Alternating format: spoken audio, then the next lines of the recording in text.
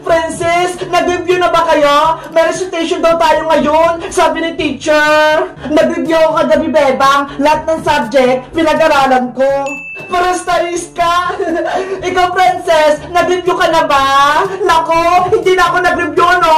Lahat ng pinag-aralan natin, nasa utak ko na. Kaya masasagot ko lahat ng tanong ni teacher. Talinuwag ka na naman, Princess. Mamaya, hindi ka na naman makakasagot kay teacher. Hay, Bayang, nangingailam ka na naman. Usapan ng mga girls to, no? Talaga naman palibasa, hindi ka nag-review, kaya lagi kang bokya. Bakit ikaw? Nag-review ka ba? Oo, kagabi pa.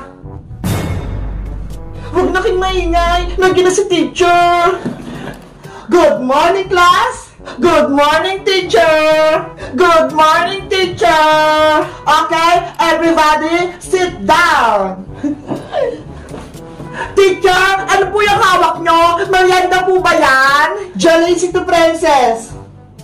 Wow! Jelly Ace! Pahingin po ako, teacher! Ops! Hindi to libre! Eh, para saan po yan? Etong Jelly Ace na to, premyo nyo kapag nakasagot kayo sa akin sa recitation. Ay! May ma-premyo si teacher! Diba? Galingan natin para mabigyan tayo ni teacher ng Jelly Ace! Sige, Iska! Sana hindi mahirap yung tanong ni teacher para mabigyan niya rin ako ng Jelly Ace. Okay, class, magsisimula na tayo. Ikaw, Bebang, unang sasagot. Ready ka na ba? Apo, teacher.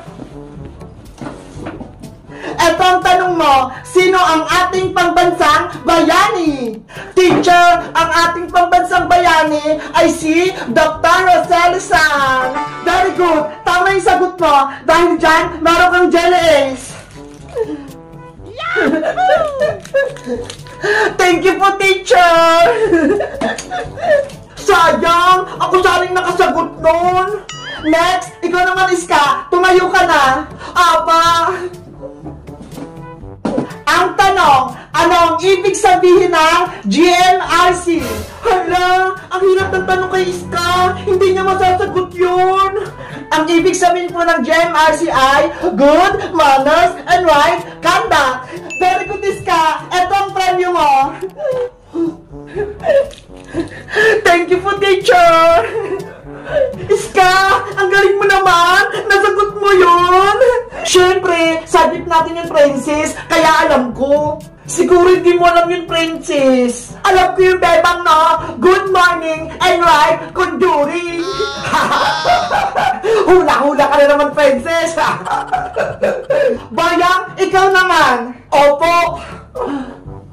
Eto ang katanungan mo, Bayang, sa math. 100 divided by 5. Yan ka, Boyo. Mahirap yung tanong sa'yo. Basic lang sa akin yan. 100 divided by 5. Teacher, 20 yung sagot ko. Tama! Yes! Correct ako! Bayang, etang Jelly Ace mo. Kunin mo na.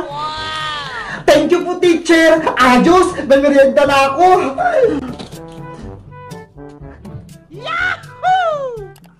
Princess, ikaw naman ang susunod. Sana madali lang yung tanong sa akin ng teacher para may Jelly Ace ako. Princess, kaya mo yan! Galing mo, Princess! Para may Jelly Ace ka din, katulad namin ni Bebang. Nako, panigurado, hindi makakasagot si Princess. Ikaw pa yung butike, kontrabida ka lagi, no? Princess, ito ang katanungan mo. Ano ang English ng bahay? Teacher, ang dali-dali ng tanong nyo. Ang English po ng bahay ay bahay kubo. Bahay kubo daw.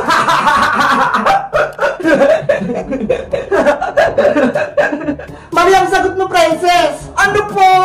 Mali ako. Dahil dyan, hindi kita mabibigyan ng Jelly Ace. Teacher, bigyan niyo po ako ng isang tanong. Gusto ko rin ng Jelly Ace. O sige, pagbibigyan pa kita. Ano ang Tagalog ng apple? Ang hirap naman po ng tanong. Wala na pong Tagalog yung apple eh. Princess, may Tagalog yung apple, no? Sabihin mo sa akin, Bebang, para makasagot ako. Hindi pwede. Panagalitan ako ng teacher. Ano ba yan? Guys, tulungan niyo ako kung anong sasagot niyo kay teacher para mabigyan din ako ng Jelly Ace. Mag-comment lang kayo. Bye-bye!